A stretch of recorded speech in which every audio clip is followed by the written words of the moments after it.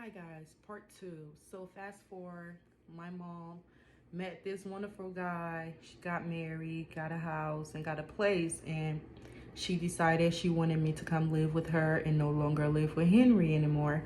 Living with Henry still comes and pick me up to go for church choir practice at his place.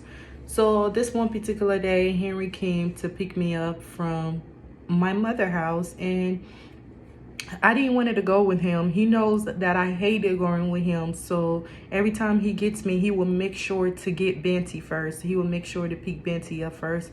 So he picked Benty up first. And then, because he was friends with Benty dad, he was close to Benty dad. So he could have just went and grabbed Benty. And as long as Benty is with me, she's okay. So, he got Benty and he picked me and Benty up and he took us to his place.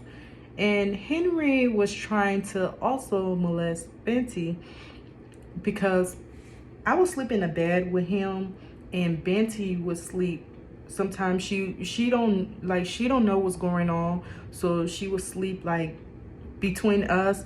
But whenever, like, sometimes she would sleep between us, but I would purposely like lay in between she and him. Every time I realized that he is trying to touch her, I will push her off the bed. I did not want him to touch Benty because I felt like he had already destroyed me inside. I feel like he has already ruined my childhood. He had already ruined everything in me.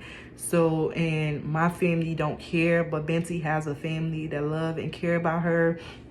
And she has a bright, I honestly, as a child, I felt like Benty had a better future than me. So therefore, I had sacrificed myself for her. I had told, like, I would sacrifice myself for her. I would push her so he won't touch her, so he can touch me instead. I would do things that to make him not to touch her because she had a big mouth. I knew that if I do certain things, he won't touch her because he would be afraid that she would tell her dad, and her dad and him are best friends, still are.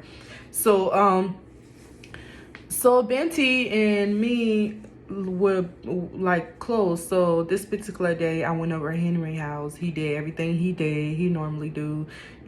But this particular day, like, I don't know what it is. Like, I don't know if I had yeast infection or what it was, but I went in the bathroom and I did something that was unusual for a child to do. So my mother realized it and she called me and she was asking me questions, and she asked me who was it that touched me. At first she thought it was Henry son. Like, she kept putting it on his son.